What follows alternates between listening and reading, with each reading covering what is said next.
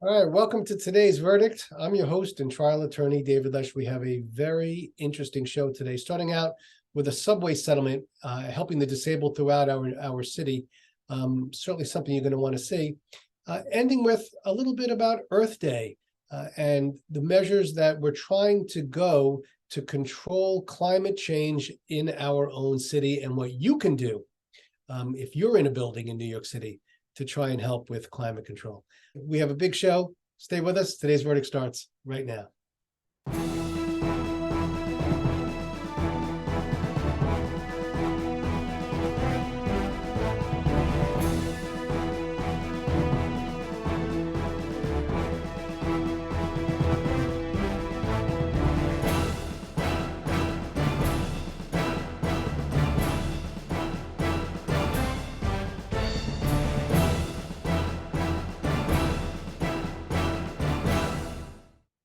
All right, welcome back to today's verdict. I'm your host and trial attorney, David Lesh. There's been a settlement with respect to subways and the disabled. And we have joining us today, Chloe Holzman, a senior staff attorney with the Disability Rights Advocates. Chloe, how are you doing today? I'm great. I'm very well. We're really thrilled about this settlement agreement, so I'm excited to talk to you about it.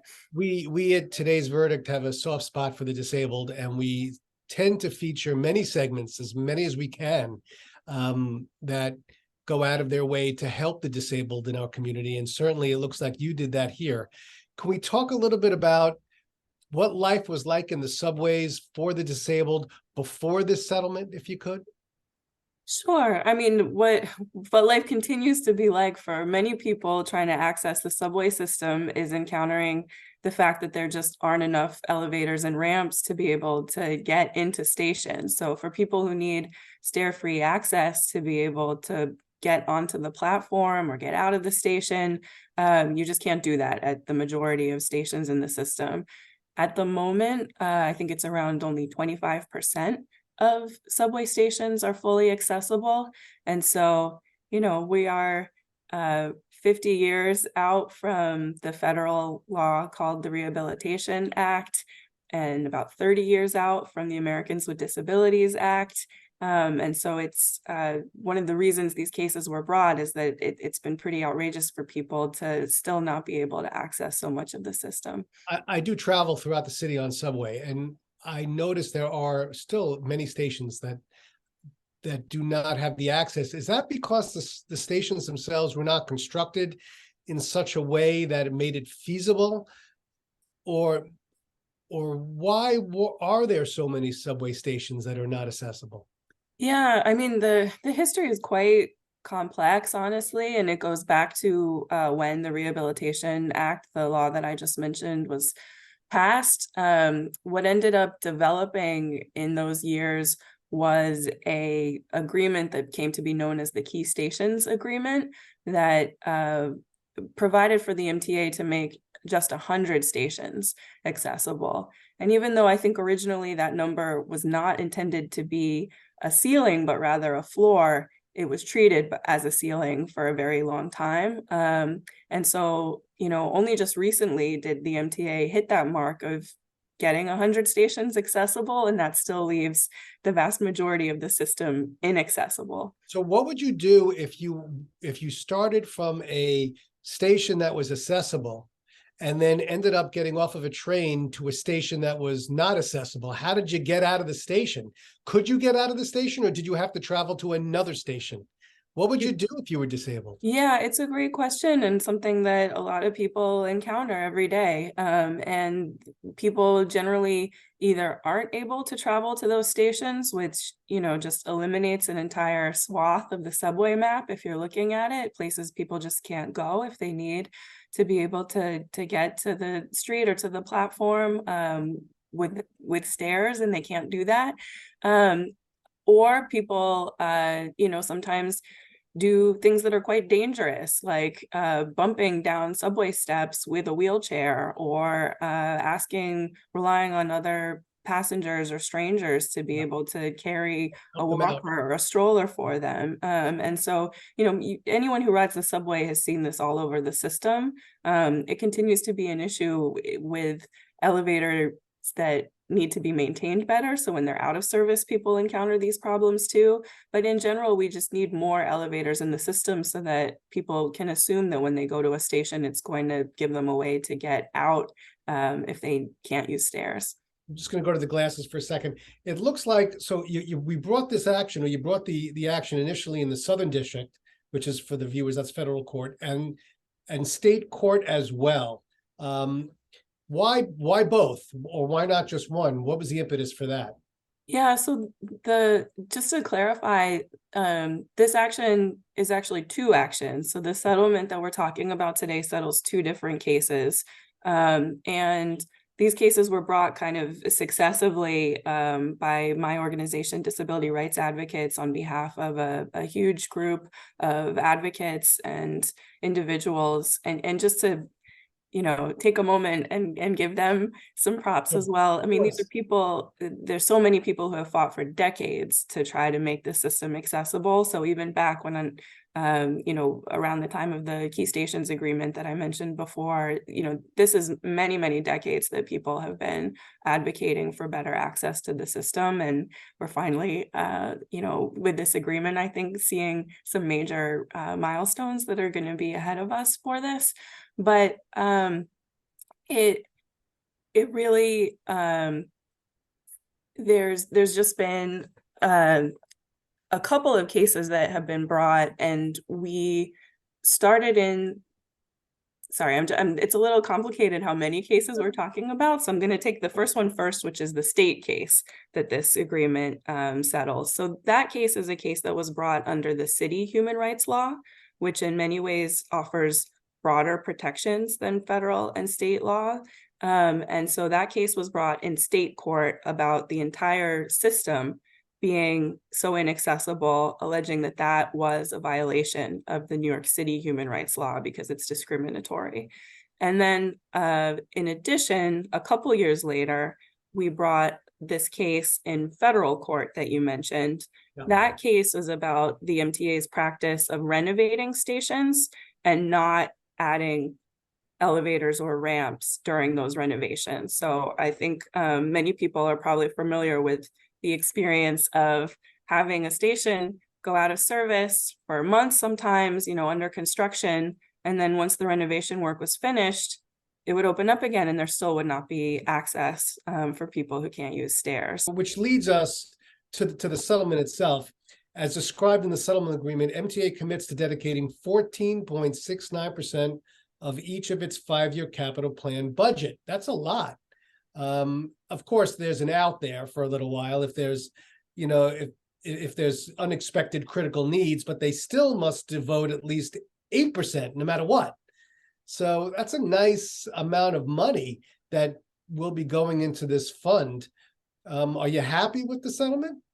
We're absolutely thrilled. And I think that's a really important thing to highlight. So just to talk about what the settlement provides, it's going to provide stair-free access rolling out across the entire New York City subway system, so that 95% of the system is going to become accessible, where again, only around a quarter of stations are accessible now. And as you mentioned, one big piece of this agreement is that it includes unprecedented funding commitments. So that's not something that's ever happened before. So it had never really happened before. I just don't remember a situation where the MTA actually had agreed that a certain amount of their budget must go to fixing stations for the disabled. I've never heard of such a matter. Yeah, it's totally unprecedented. I mean, and to be clear, there are exceptions to make sure that, whatever happens with the MTA's budget, which as we know can be unpredictable and that things can happen. There are contingencies built in.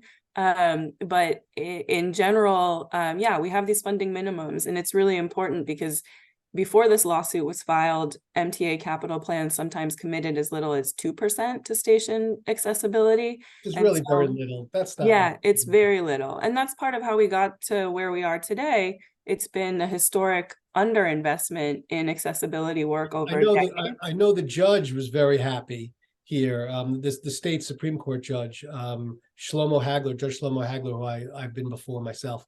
I'm sure it was a win-win for everyone, he said, and I agree with that. I think it's just something that was really needed for the community, And I don't see any bad coming from it.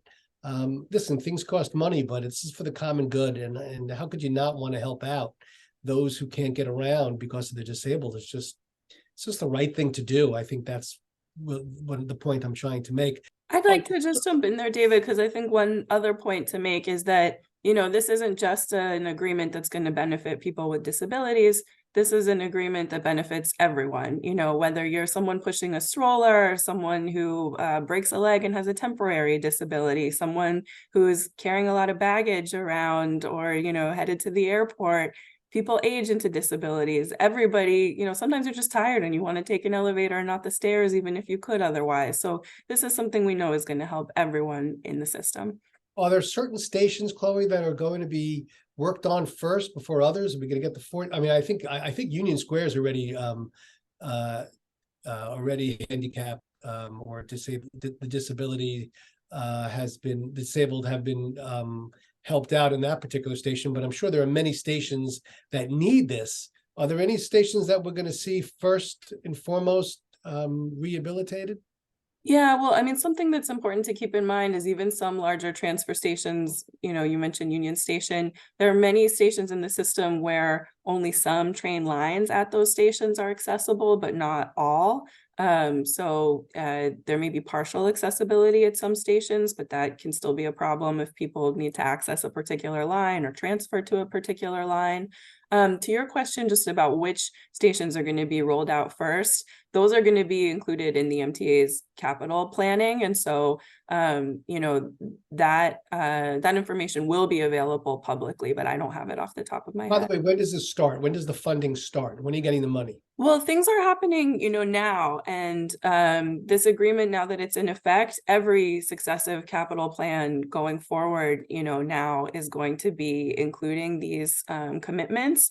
And so what's really thrilling is we're going to be trying to keep the pace of the installations that have been happening in this latest capital plan, which is, I think Jano Lieber, the president of the MTA, mentioned that the 66 installations of elevators in this current plan represent, more than the last 3 capital plans combined. And so we want to keep that pace up, hopefully even exceed it going into the future.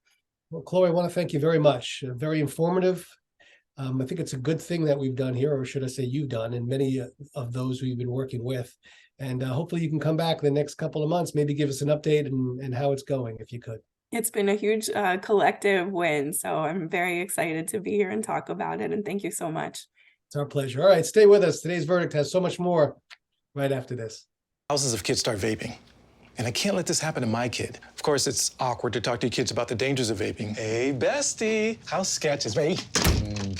It's hard to get their attention. Ready? Go. Yes, look at that. You didn't turn yours over. So if you want to talk to your kids about the dangers of vaping, you have to get it trending. Right, Backpack Kid? Let's do it. First, invite your kid to do the vape talk. Let's try this. All right. Why is he here? Yeah, I gotta get it trending, honey. Come on. To the left. To the right. Let's go.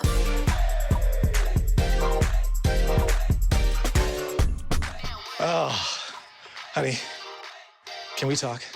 Yeah, what's up? I see a lot of your friends vaping. Visit talkaboutvaping.org for tips on when and how to have the vape talk.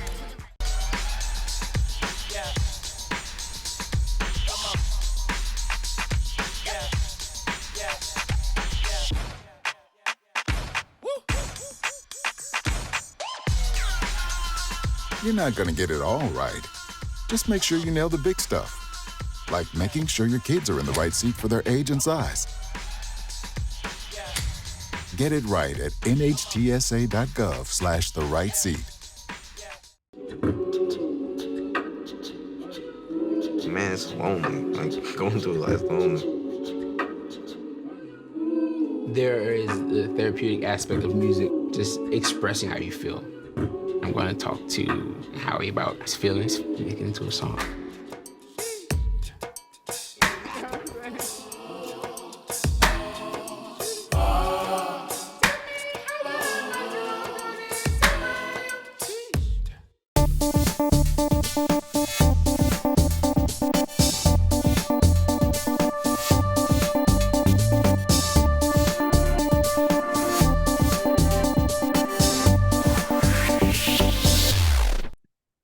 welcome back to today's verdict. I'm your host and trial attorney, David Lesh. Earth Day is upon us, and Eric Weltman is here. He's a senior organizer for Food and Water Watch. Eric, how are you doing today? I'm doing great, and I'm really thrilled to be on the show with you. This is a very important moment in our history when we have an opportunity to really, strike a blow against fossil fuels and protect our climate and clean our air and create, good green jobs while doing so. And it does seem, Eric, that climate controls and these issues have been in the news more often than not. And what are your thoughts? Are we finally reaching the point where the media is taking it seriously? Yeah, I mean, the good news is we have the technology. What we need is the political will. I mean, it's been, decades in the making, but, solar power, wind power, energy efficiency, heat pumps, the technology that we need to move off fossil fuels, battery storage is being developed. So we have the technology. We just need the likes of Governor Hochul and Mayor Adams and our legislators up in Albany and the folks on the city council as well, not to mention the folks at the federal level to really, undertake the transformation that we need to move New York and the nation and off fossil fuels. Again, the technology is there, it's reliable, it's affordable, it's accessible, it works. Again, we just really need the political will to, implement it, citywide, statewide, nationwide, so we can, move off fossil fuels, create lots of good green jobs, well-paying jobs, clean our air, improve indoor and outdoor air quality, and again, save our planet from climate catastrophe. When is Earth Day, by the way? So Earth Day is April, was April 22nd. Okay. It was actually, curiously enough, it was chosen back in 1970, so there would be before college break. They wanted to, engage all the college students, so they wanted in the spring. Unfortunately, April can still be a rainy time, so oftentimes we have, fairly rainy Earth days. But yeah, it is April 22nd.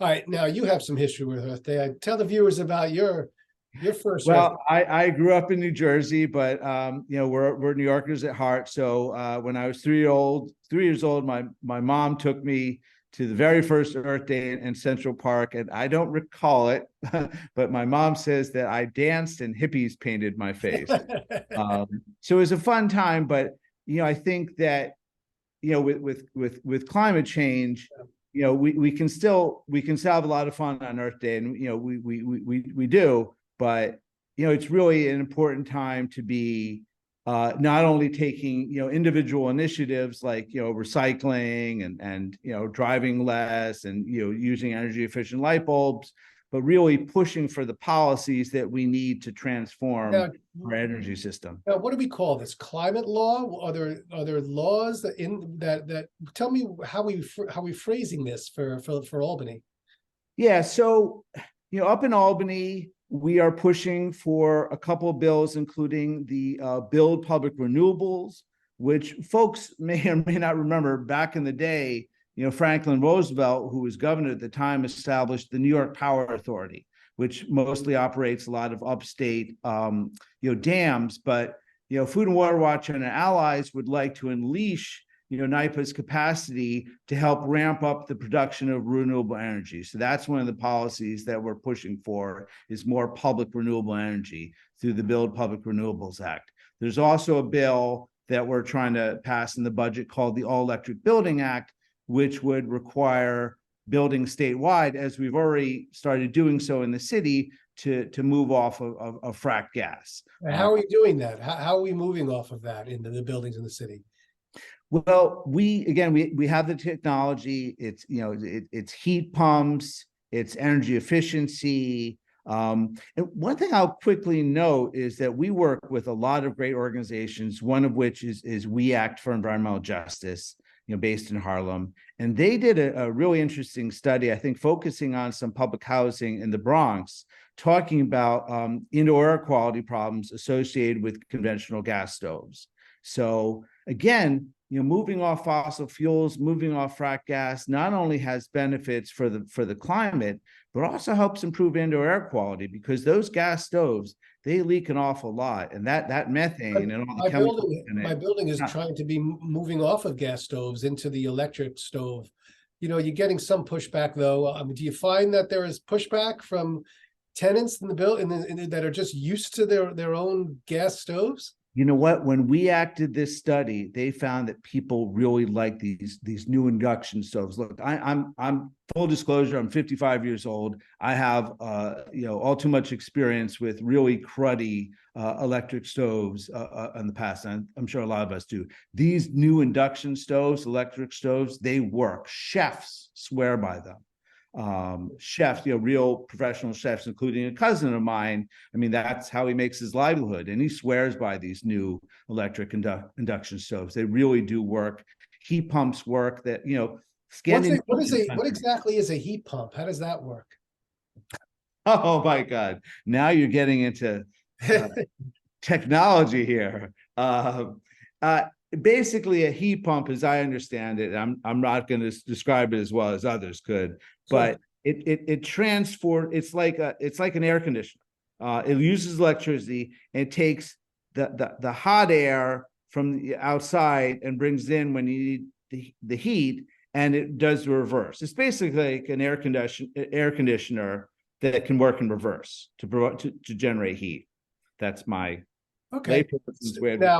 Now listen, on the other side of the evil landlords who are trying to prevent any additional expenditures to keep the building costs down, how are you going to fight the evil landlords? Well, Food and Water Watch has teamed up, as I mentioned, with some great allies. We Act for Environmental Justice, New York Communities for Change, NYPIRG, and we are pushing for Mayor Adams to fully implement a law that was enacted by the council back in 2024 called Local Law 97. And Local Law 97 is New York City's Green New Deal for buildings. It's going to create tons of jobs. It's going to clean up our indoor air, and it's going to help move us off fossil fuels. It establishes standards for primarily the largest buildings. One of the things that most people don't realize is that buildings produce about 70% of New York City's greenhouse gases. It's not surprising. We're a city with a lot of buildings. And so Local Law 97, again, is New York City's Green New Deal for buildings. It was passed by the council in 2024, and we need Mayor Adams to side with the people, to side with our children, our communities, and our future, and move off fossil fuels and really enforce the law and enact the penalties on those few buildings that don't live up to the standards. This is an existential crisis for our city and our state and for our nation. People are dying from climate change. I mean, I lived through Sandy. We're continuously getting battered by storms. New York can and should lead the way. We did so by passing Local Law 97. We did so a couple years ago by passing the ban on frack gas in new buildings. But it's not enough to have these laws on the books. We need the Adams administration. We need Mayor Adams to properly enforce them.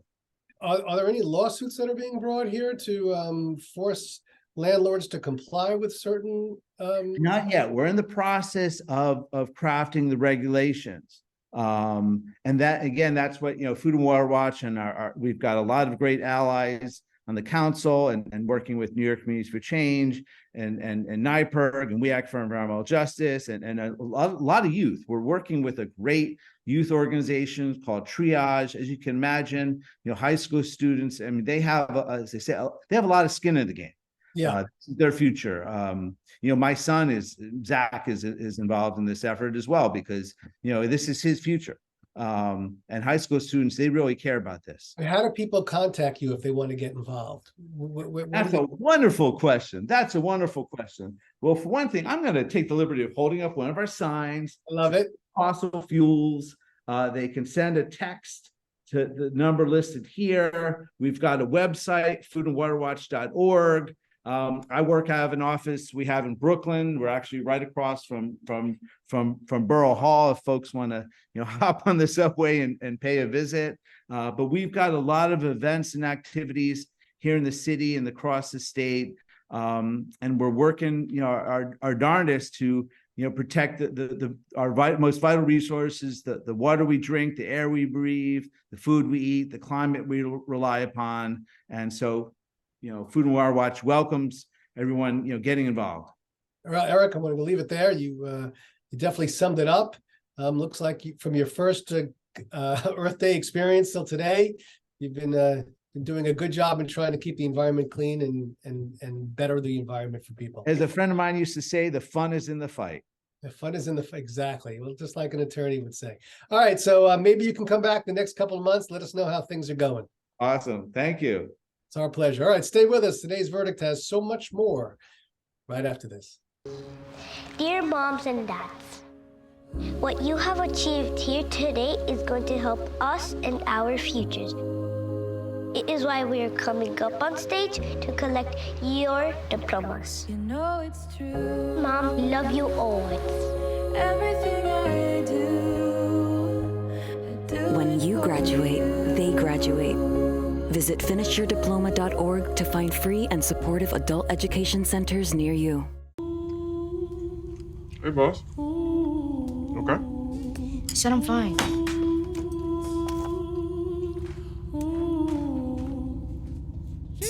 Me the babe, see you in the morning. With the first date, Superman, but it wasn't on it. And we lost it. You can talk to me. It's been really, really hard for me. Is everywhere, like here, behind the scenes of The Walking Dead. When we break down clothes, we tumble it with trisodium phosphate, rock salt, and dish detergent. We stitched together images of our model and created a 3D set that can be walked through in a VR headset. We're able to turn 12 walkers into 1,000 walker hordes. STEM can create new worlds on and off the screen. What will you make with STEM? Get inspired at shecanstem.com.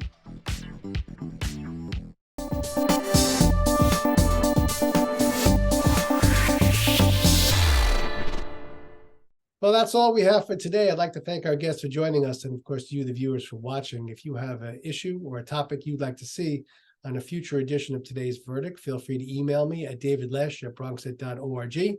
Until the next time, know your issues, reach a verdict. See you in 2 weeks.